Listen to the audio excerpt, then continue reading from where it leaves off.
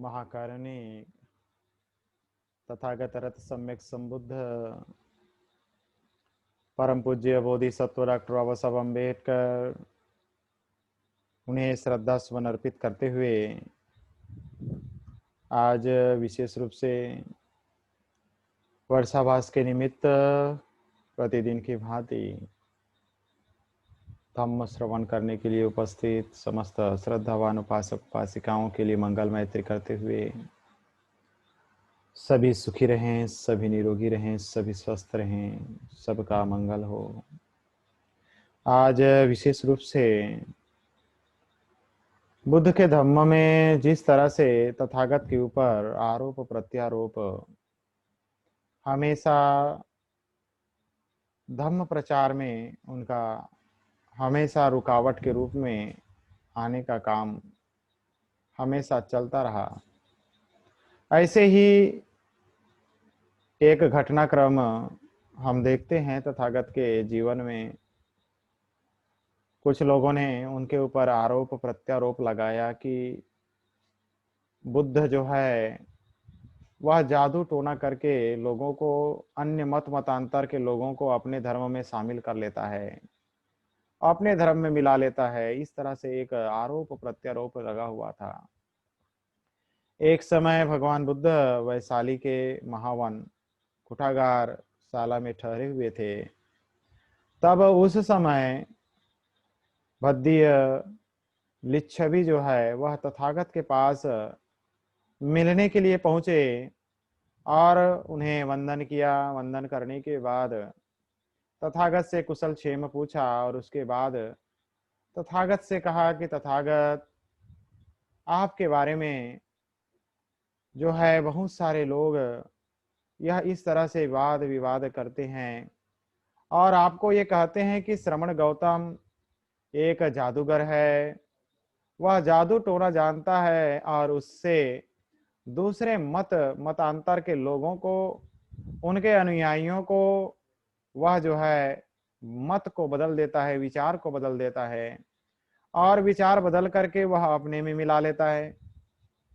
तो यह जो बात है यह तो हम लोग मानते तो नहीं हैं, लेकिन आप बताएं कि ये वास्तव में इसका क्या मतलब है।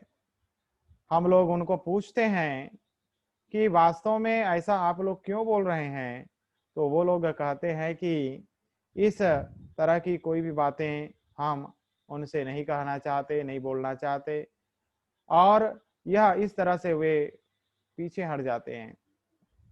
आप ही बताइए कि वास्तव में इसका क्या मतलब है, क्या वास्तव में वो जो कह रहे हैं यह उचित है या अनुचित है। तब तथागत बुद्ध ने लिच्छवी गणराज्य के लोगों के बारे में, जो उन लोगों ने प्रचलन वहां पर फैला के रखा था, तो लिच्छवियों ने तो इसे स्वीकार नहीं किया, लेकिन बाकी लोगों का क्या, इस पर क्या मार्गदर्शन करेंगे आप, ऐसा तथागत को बद्दी लिच्छवी ने निवेदन किया। तब तथागत बुद्ध ने बद्दी को कहा, बद्दी सुनो, मेरी इस बात को समझने का प्रयास करना। किसी भी विषय पर मैं हमेशा यह बात को हमेशा कहता हूं कि किसी भी बात को इसलिए मत मानो कि लोग कहते हैं, किसी भी बात को इसलिए मत मानो कि वह परंपरा से चली आई है, किसी बात को इसलिए मत मानो कि वह सुनी हुई है, किसी बात को इसलिए मत मानो कि वह ग्रंथों में लिखा हुआ है, किसी बात को इसलिए मत मानो कि वह तर्क शास्त्र के अनुसार है, किसी भी बात को इसलिए मत मानो कि वह ऊपरी तौर पर सत्य प्रतीत होता है, किसी भी बात को इसलिए मत मानो कि वह अनुकूल दृष्टि की है, किसी भी बात को इसलिए मत मानो कि वह ऊपरी तौर पर सच्ची प्रतीत होती है, किसी भी बात को इसलिए मत मानो कि वह किसी ऐसे आदरणीय सम्माननीय व्यक्ति की कही हुई है जिसके बारे में तुम सोचते हो कि उसकी बात माननी ही चाहिए। तो इस तरह से तथागत ने बद्धी को कहा, यदि तुम इस बात को समझ गए तो इस बात को समझ करके यदि तुम अपने ही अनुभव से यह जान ना लो कि अमुक कर्म का पाप कर्म से संबंध है, अमुक कार्य अकुशल कर्म से संबंध है, अमुक कार्य निंदनीय है, अमुक कार्य करने से हानिकारक कार्य हानिकारक होगा, अमुक कार्य करने से यदि हमें हानि हो रही है तो ऐसे कार्य को त्याग देना चाहिए, ऐसे कार्य को छोड़ देना चाहिए, ऐसे कोई भी कार्य नहीं करना चाहिए, ऐसा तथागत ने बद्धी को कहा। तब तथागत फिर बद्धी को कहते हैं कि अब तुम ये जो प्रश्न कर रहे हो, इस प्रश्न के ऊपर मैं एक चीज कहना चाहता हूं। तथागत बुद्ध ने बद्धी को कहा कि लोग कहते हैं कि इस तरह का जो आरोप लगा रहे हैं, क्या ये जो लोग हैं, क्या तुम्हें ऐसा नहीं लगता कि ये जो लोग हैं वो महत्वाकांक्षी हैं? और यदि ये महत्वाकांक्षी हैं तो ये क्या झूठ नहीं बोल रहे हैं? तथागत ने बद्धी को कहा कि जो व्यक्ति महत्वाकांक्षा पालता है वो कहीं ना कहीं अपनी महत्वाकांक्षा को सिद्ध करने के लिए वह झूठ बोलता है, गलत बोलता है, अपने आप को सिद्ध करने के लिए वह और अन्य चीजों का सहारा लेता है। तो क्या ये लोग जो इस तरह की बात कर रहे हैं, क्या ये लोग ऐसे नहीं हैं? तब बद्धी ने कहा, हाँ तथागत, ऐसा ही है। तब तथागत बुद्ध बद्धी को कहते हैं कि मैं जो कहता हूं, मेरी जो विचारधारा है वह ऐसी है, जब ऐसा आदमी द्वेष पालता है, यदि महत्वाकांक्षा के अनुरूप यदि कार्य कर रहा है तो द्वेष भी पालेगा, और द्वेष के साथ साथ वह अन्य प्रकार की भी अन्य अकुशल कर्मों को भी प्राथमिकता देगा, और इससे जो है वह लोभ युक्त वातावरण में चलेगा, लोभ युक्त वातावरण में जिएगा, और उसे जहां अच्छा लगेगा, जहां उचित लगेगा वहीं वह जाएगा। तो क्या यह महत्वाकांक्षा से देखा जाए तो क्या वह सही बोल रहा है, क्या उचित बोल रहा है? तब बद्धी ने कहा, तथागत आप जो कह रहे हैं वैसा ही है। तब तथागत बुद्ध ने फिर यह बात को बद्धी को समझाया कि कोई भी बात यदि कोई कहता है, मेरी जो विचारधारा है वह इस बात को अवगत कराती है, इस बात को समझाती है, इस बात को बताती है कि कोई भी इंसान यदि वह काया से अच्छा कर्म करे, वाणी से अच्छा कर्म करे, मन से अच्छा कर्म करे, और यदि काया वाचा और मन से यदि शुद्धता पवित्रता को धारण कर ले, यदि शुद्धता पवित्रता को अपना ले, तो क्या उसके जीवन में पवित्रता नहीं आएगी? क्या उसके जीवन में कल्याण नहीं होगा? क्या उसके जीवन में सुधार नहीं होगा? क्या उसका जीवन नहीं बदलेगा? क्या उसका सोच नहीं बदलेगा? ऐसा तथागत ने बद्धी को कहा। तब बद्धी ने कहा, तथागत आप जो कह रहे हैं वह तो सही ही है। इस तरह की बात जो लोग कह रहे हैं उन्हें पता नहीं है कि तथागत क्या चाहते हैं।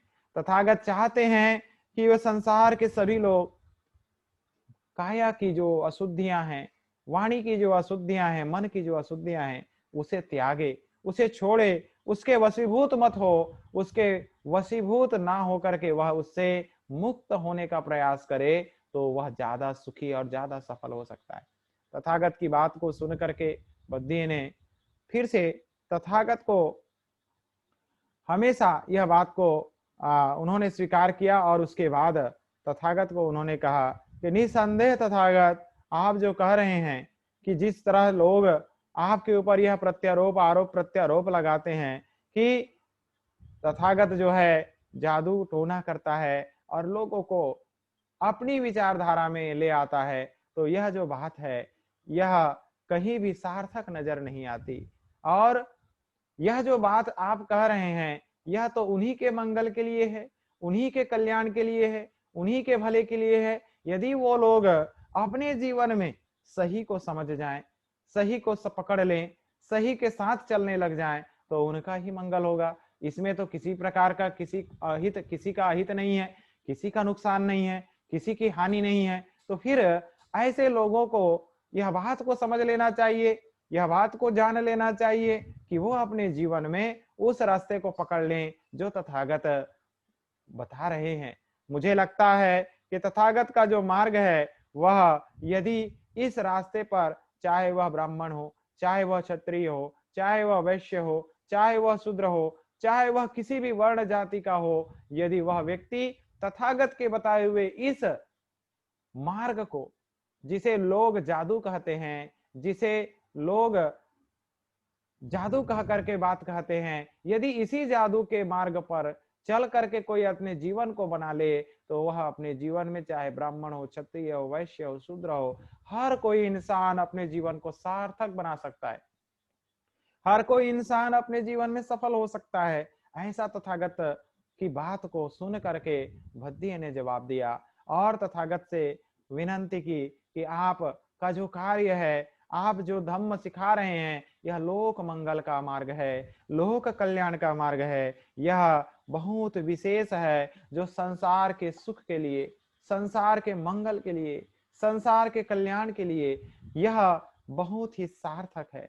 तो इस तरह से हम ये देख सकते हैं कि तथागत की बातों को सुन करके बद्य जो लिच्छवी था, उसने भगवान बुद्ध की बात को अंगीकार किया, स्वीकार किया और उन्होंने यह बात को समझ लिया कि यह बात कितनी सार्थक है, कितना उचित है। तथागत ने हमेशा यह बात को अवगत कराते रहे कि किसी भी बात को इसलिए मत मानो कि कोई व्यक्ति कह रहा है या मैं कह रहा हूं या कोई और कह रहा है या कोई धर्म ग्रंथ में लिखा है या केवल तर्कपूर्ण है या केवल ऊपरी ऊपरी तरीके से देखा जाए तो अच्छा लगता है, सही लगता है। लेकिन तथागत ने इस बात को सीधे सीधे स्पष्टकरण करते हुए कहा कि कोई भी बात को अपने मन के अंतः गहराइयों पर जा करके उसे जांचने की जरूरत है, अब समझने की जरूरत है, उस पर आचरण करने की जरूरत है। ऊपर ऊपर से मान लेने से किसी का कोई भला होने वाला नहीं है। यदि किसी का भला होगा तो कोई व्यक्ति जब उस धम्म के रास्ते पर, जो तथागत ने हमें मार्गदर्शित किया, जो तथागत ने हमें समझाया, जो तथागत ने हमें बताया, वह मार्ग को सही सही तरीके से यदि हम आचरण करेंगे, अभ्यास करेंगे, जीवन में उतारेंगे, तो इससे जो है ज्यादा लाभ होगा, ज्यादा मंगल होगा, ज्यादा कल्याण होगा और हर कोई इंसान अपने जीवन में सार्थक, सम्यक और सफल हो सकता है। उसकी जीवन की जो सीमा है वह सफल तरीके से, सही तरीके से वह साकार हो सकती है। तो इस तरह से हम ये देख सकते हैं कि तथागत ने अपने जीवन में यह जो धम्म दिया, यह जो धम्म बताया, लोगों ने किस तरह से इसका आरोप प्रत्यारोप में लिया ताकि बुद्ध की शिक्षा के मार्ग पर कोई ना चले, कोई बुद्ध की शिक्षा पर ना चले। आज की तारीख में भी हमें ऐसा ही प्रतीत होता है।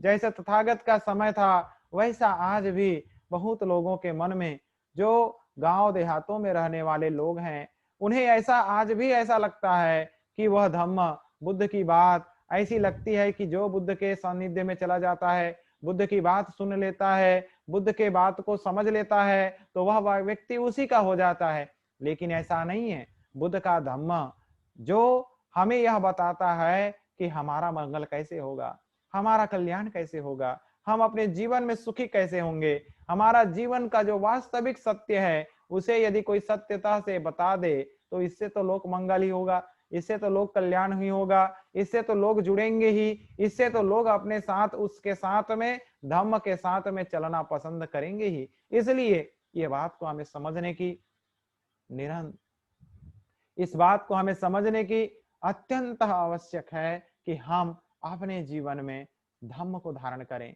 धम्म का अभ्यास करें। कोई कुछ कह दे, कोई कुछ बोल दे, कोई कितना भी बोले, लेकिन आप अपने जीवन में सार्थक तत्व को समझें, सार्थक तत्व को पकड़ें।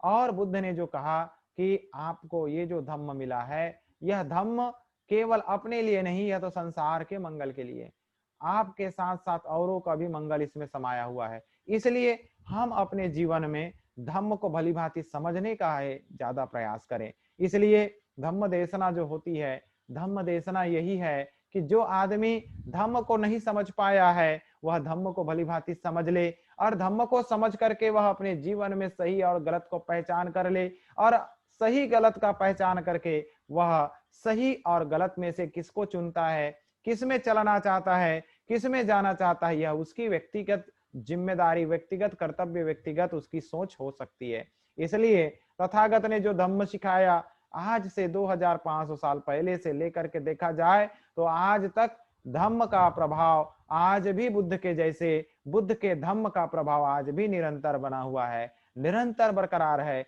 इसलिए हम अपने जीवन में कभी भी ना भटकें, कभी भी चिंतित ना हो। हमें अपने जीवन में प्रयास, अभ्यास, आचरण, ये जो तथागत ने हमें दिया वो मार्ग पर हमें चलने का प्रयास करते रहना चाहिए, निरंतर उस पे लगे रहना चाहिए। यदि हम निरंतर इस पे लगे रहेंगे, निरंतर इस पे चलते रहेंगे, निरंतर इसमें आगे बढ़ेंगे तो जरूर हर किसी का मंगल होगा। लेकिन यह बात को समझ करके चलने की जरूरत है कि तथागत के धम्म के साथ में जिस तरह से तथागत के समय में ऐसा आया, वैसा आज के समय में भी काफी लोगों के मन में ऐसे ही विचार निर्माण होते हैं कि बुद्ध का भिक्षु संघ इस तरह का जो है जादू टोना करता है या और अन्य कुछ करता है, उनकी बात कोई सुनता है। मेरे जीवन में कई बार ऐसी घटना कई बार मुझे देखने को मिली। कई बार मैं जिनके भी यहाँ जाता, जिनके भी यहाँ लोगों को धम्म सिखाता, और यदि छोटे बच्चे हैं उन बच्चों को मैंने काफी धम्म के बारे में अवगत कराया, काफी सिखाने का प्रयास किया। कई बच्चे जो है मेरे विहार में 15 साल हो गया मैं धम्म के क्षेत्र में कार्य कर रहा हूँ, तो कई बड़े बड़े बच्चे हैं, छोटे बच्चे हैं, उन्होंने अपने जीवन में धम्म को सीखने के लिए वो पूरा समय बुद्ध विहारों में ही बिताया करते थे।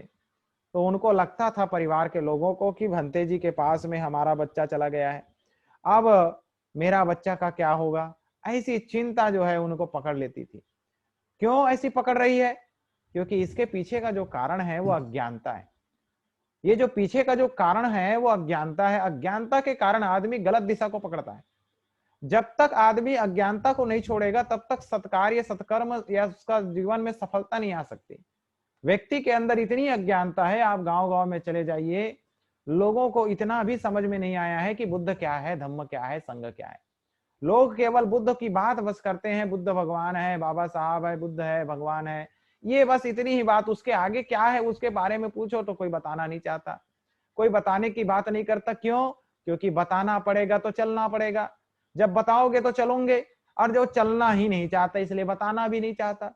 क्योंकि जो बताएगा, क्योंकि बुद्ध का धम्म इस बात को हमेशा कहता आया है और कहता जाएगा और कहता रहेगा। तथागत का धम्म हमेशा यथावादी तथाकारी धम्म है। यथावादी तथाकारी धम्म का मतलब जैसा बोलता है सो वैसा करता है।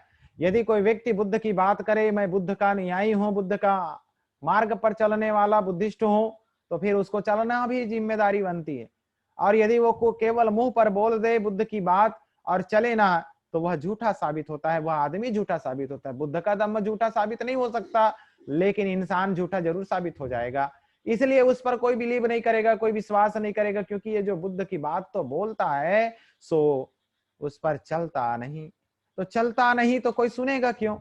इसलिए चलना बहुत महत्वपूर्ण है। इसलिए बुद्ध ने कहा बुद्ध धम्म पालन करने का धम्म है, बुद्ध धम्म पालन्याची धम्म है, पालने का धम्म है, आचरण करने का धम्म है, आचरणयाची धम्म है। तो आचरण करने का धम्म है तो केवल बोलने से तो काम नहीं चलेगा, केवल बोल देने से तो काम नहीं होगा। इसलिए जो बोलता है सो उसको करने का भी काम करना चाहिए। इसलिए बुद्ध की बात बोलना आसान जरूर लगती है, लेकिन बुद्ध की दिशा पे, बुद्ध की शिक्षा पे चलना ये ज्यादा कल्याणकारी है, ज्यादा मंगलकारी है। इसलिए तथागत ने यह बात को कहा कि केवल बोलने से लोक मंगल नहीं होगा, हमें क्या करना होगा?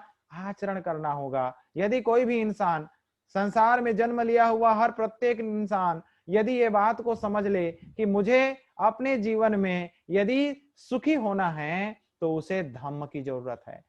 सुखी होना है तो वो यदि धम्म के मार्ग पर चले, कुशल कर्म को करे, कुशल कार्यों को अपने जीवन में उतार ले, तो वह व्यक्ति का जीवन और भी ज्यादा सार्थक हो जाएगा, और भी जीवन में उसके अंदर क्या आ जाएगी? सुंदरता आ जाएगी, उसका जीवन जो है प्रसन्नता से भर जाएगा। तो इस तरह से ये देखा जाए तो तथागत ने जो धम्म दिया ये छोटा मोटा धम्म नहीं लगता।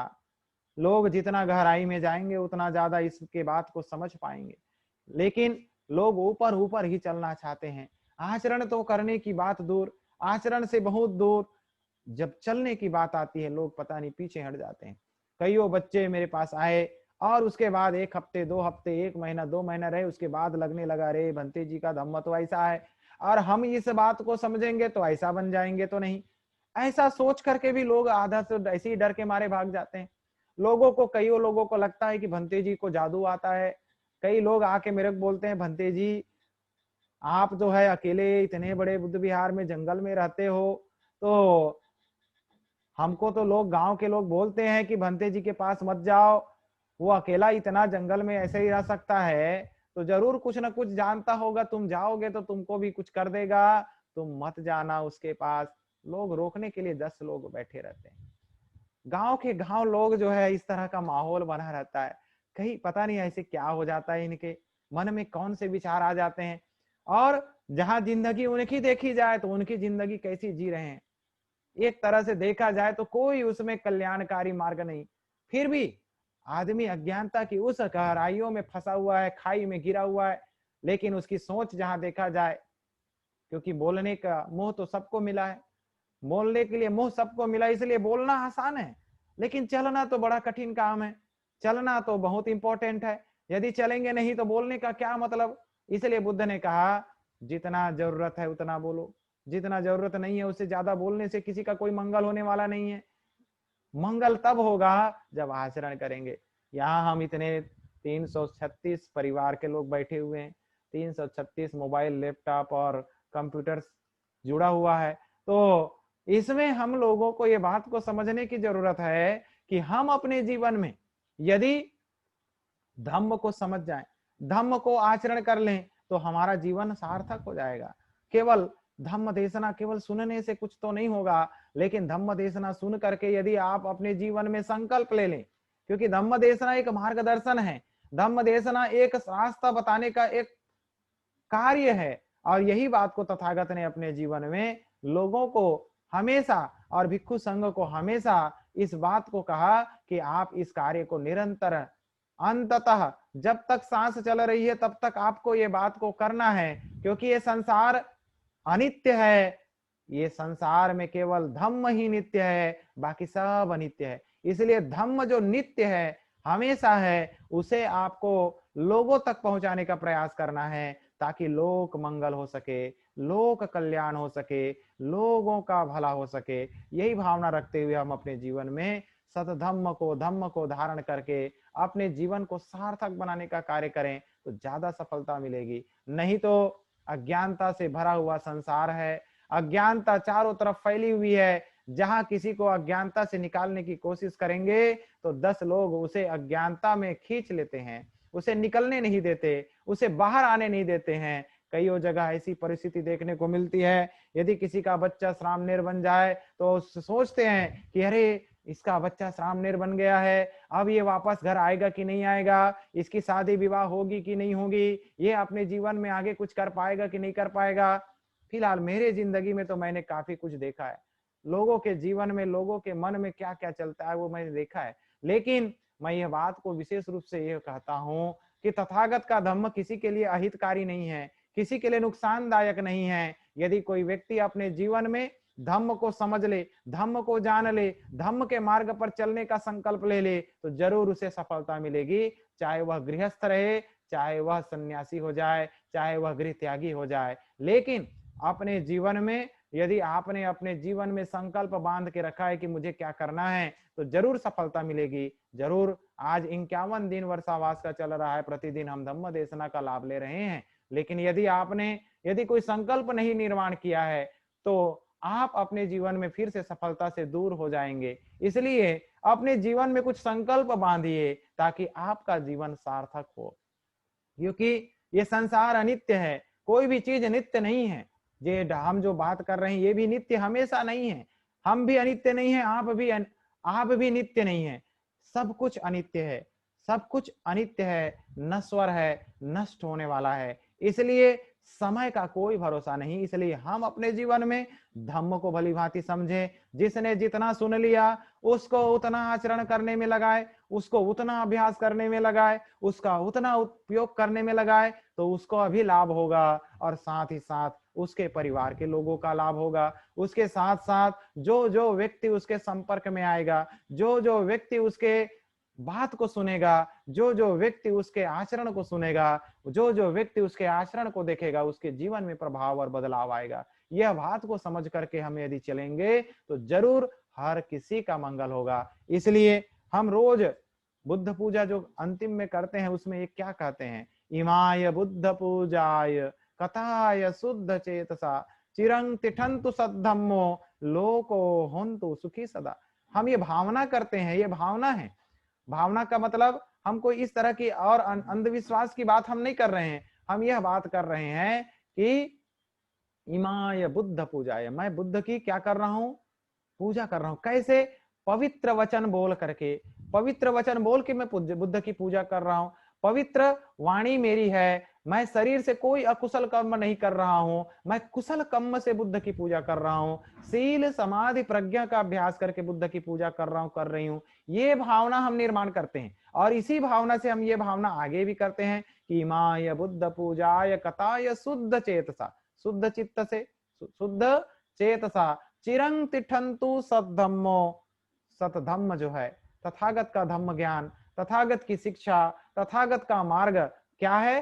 सतधम्म है। चिरं तिठन्तु सद्धम्मो, चिरकाल तक, अनंत काल तक, निरंतर, जब तक सृष्टि है, जब तक पृथ्वी है, जब तक संसार है, तब तक यह क्या रहे? चिरकाल तक टिका रहे। चिरं तिठन्तु सद्धम्मो लोको होन्तु सुखी सदा।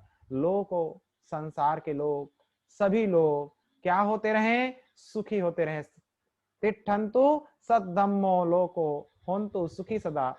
लोक, संसार के लोग तब सुखी होंगे जब धम्म के मार्ग पर चलेंगे। किसी प्रकार की बुद्ध के धम्म में अज्ञानता के लिए कोई जगह नहीं है। किसी भी प्रकार से देखा जाए तो बुद्ध के धम्म में बुराई के लिए कोई जगह नहीं है। किसी भी प्रकार से देखा जाए तो बुद्ध के धम्म में लोभ आसक्ति के लिए कोई जगह नहीं है। हमें अनासक्त भाव से, मैत्री भाव से, अज्ञानता से मुक्त होकर के हम अपने जीवन में धम्म को यदि धारण करने लग जाएं, धम्म को समझने लग जाएं, जितना समझे उतना ही पकड़े। ऐसा नहीं है कि सब कुछ समझ लेंगे तभी होगा भला, ऐसा नहीं है। जितना समझा उतना पकड़ो, जितना समझा उतना पकड़ो, लेकिन संभालना सीखना होगा। संभालेंगे नहीं तो भला नहीं होने वाला। इसलिए संभालने का प्रयास जारी रहे। बुद्ध ने कभी नहीं कहा, भिक्षु संघ को एक बार तथागत ने एक बात कहा कि यदि तुम्हें नाव पार करनी है, नदी पार करनी है, नाव में बैठ करके जाना है, तो आपको क्या करना होगा? नदी पर आप चले गए लेकिन वहां कोई नाव नहीं दिखता, क्या करोगे? तब तथागत के बात को सुन करके सभी भिक्षुओं ने कहा कि नाव बनाएंगे और नाव बना करके आगे बढ़ेंगे। तो तथागत की बात को सुना, ठीक है, नाव बना लिए। नाव बनाने के बाद अब तो नाव उस पार चले गए, अब क्या करोगे? तो मंजिल तो पार हो गई, हो सकता है और कोई नदी आ जाए, तो इसलिए क्या करेंगे? ये जो नाव है उसे उठा करके चलेंगे। तो फिर तथागत ने उन भिक्षुओं को कहा कि नहीं, ऐसा करोगे तो फिर तुम कभी भी जीवन में सफल नहीं हो पाओगे। तो बुद्ध के धम्म में यहाँ पर हम देखते हैं कि तथागत कहते हैं कि आप अपने जीवन में धम्म को धारण कीजिए। वो नॉलेज आपके पास होना चाहिए कि जैसा नदी है वैसा उसका उपाय होगा और उसके उपाय के अनुरूप आपको चलना होगा। नाव को सिर पे उठा कर चलने से किसी का कोई भला नहीं होगा, उसका उपयोग करने से भला होगा। तो बुद्ध का धम्म हमेशा क्या कहता है?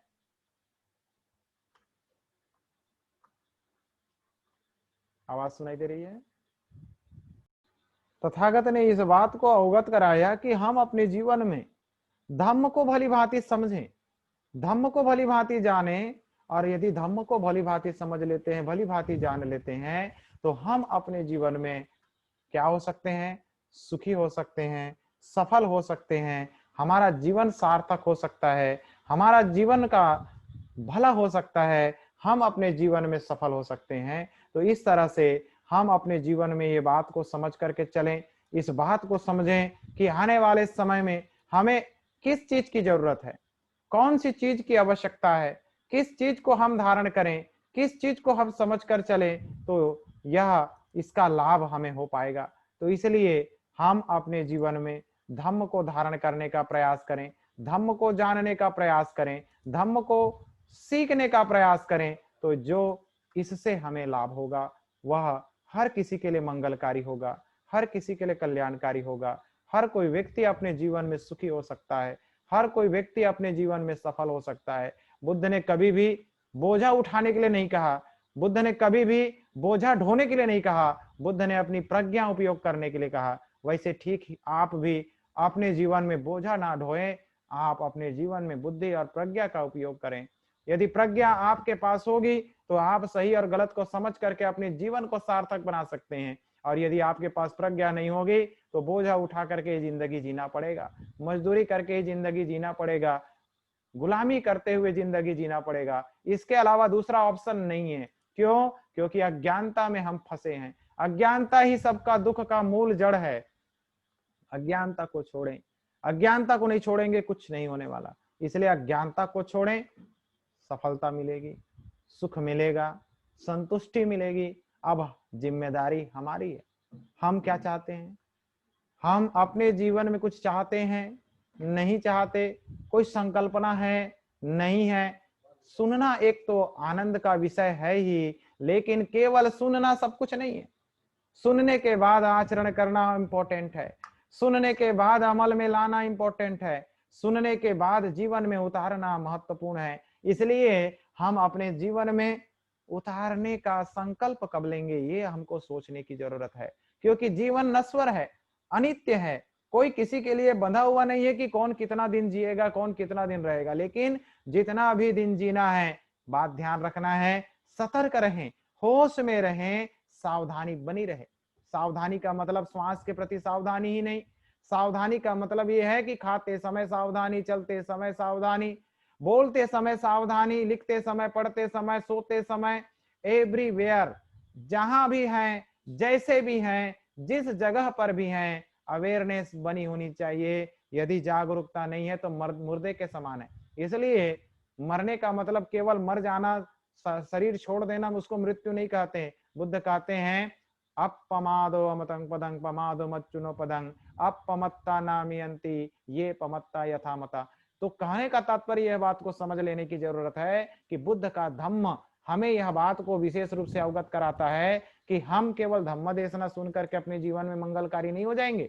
हमें धम्म देशना में सुनने के साथ साथ संकल्पना हमारी क्या है ये हमें देखना होगा। जहां तक हमारी संकल्पना मजबूत होगी उतना भला होगा। संकल्पना कमजोर होगी, आचरण कमजोर होगा, हम अभ्यास नहीं करेंगे तो कोई कुछ भी आ जाए, चाहे बुद्ध भी पैदा हो जाए तो भी कुछ नहीं हो सकता। बुद्ध का धम्म हमेशा यह बात को अवगत कराता है, समझाता है, बताता है कि मेरा धम्म आचरण करने का धम्म है, मेरा धम्म अभ्यास करने का धम्म है, मेरा धम्म चलने का धम्म है। बिना चले कोई आदमी सफल नहीं हो सकता। सबके लिए एक बराबर है, किसी के लिए सेपरेट नहीं है, किसी के लिए अलग से नहीं है, किसी के लिए और शॉर्टकट का रास्ता नहीं है। बुद्ध का धम्म हर किसी के लिए आर्य अष्टांगिक मार्ग को बताता है। बुद्ध का धम्म हर किसी के लिए 10 पारमिताओं को बताता है। बुद्ध का धम्म हर किसी के लिए पारमिताओं का, आर्य अष्टांगिक मार्ग का, 4 आर्य सत्यों का विशेष रूप से उद्बोधन है। तो हर कोई इंसान अपने जीवन में यदि चलना चाहे तो संकल्प लेकर के चले तो वह जीवन में सफल हो जाएगा, नहीं तो उसकी जिंदगी पार हो जाएगी लेकिन कोई हाथ में नहीं आएगा, कुछ हाथ में नहीं आएगा। तो ऐसे कुछ हाथ में ना आए ऐसा सोच करके ना बैठें, अपने जीवन में संकल्पना बांधें, संकल्प रखें। सम्यक संकल्प का ज्यादा महत्व है। सम्यक संकल्प रहेगा तो जिंदगी में सफलता मिलेगी, और जहां संकल्पना सम्यक नहीं है तो कोई कुछ होने वाला नहीं है, कोई भला होने वाला नहीं है, वो केवल समय बर्बादी है, जीवन बर्बाद करने के जैसा है। इसलिए अपना उद्योग करना ना छोड़ें। बुद्ध ने कहा हर किसी को अपना अपना उद्योग करना होगा। मेरे उद्योग करने से आपका पेट नहीं भरने वाला और आपके उद्योग करने से मेरा पेट नहीं भरने वाला। क्या करना होगा? दोनों को उद्योग करना होगा। जैसे मैं शक्कर शक्कर शक्कर शक्कर बोलूं तो मेरा मुंह मीठा होने वाला नहीं है, और आप शक्कर शक्कर शक्कर बोलोगे तो आपका मुंह मीठा होने वाला नहीं है। आपको भी शक्कर खाने की जरूरत पड़ेगी तो मीठा होगा, मेरे को भी शक्कर खाना पड़ेगा तब जाके मीठा होगा। तब मिठास क्या है ये बात समझ में आएगी। तो यही बात है, जब धम्म का आनंद लेने की बात आएगी तो धम्म का आनंद तब उस व्यक्ति को मिलेगा जो व्यक्ति आचरण करेगा, जो व्यक्ति आचरण करने का प्रयास करेगा, जो व्यक्ति इस पे चलने की कोशिश करेगा, उसे यह आनंद प्राप्त होगा। इसलिए चलने के लिए संकल्प लेकर के आगे बढ़ने का प्रयास करें, जरूर सफलता मिलेगी। सबका मंगल हो, सभी सुखी रहें, सभी निरोगी रहें, सभी स्वस्थ रहें। भवतु सर्वमङ्गलं रक्षन्तु सर्वदेवता सर्वबुद्धानुभावेन सदा सुखी भवन्तु ते। भवतु सर्वमङ्गलं रक्षन्तु सर्वदेवता सर्वधर्मानुभावेन सदा सुखी भवन्तु ते। भवतु सर्वमङ्गलं रक्षन्तु सर्वदेवता सर्वसङ्घानुभावेन सदा सुखी भवन्तु ते। सभी सुखी रहें, सभी निरोगी रहें, सभी स्वस्थ रहें। सबका मंगल हो, सबका मंगल हो, सबका मंगल हो।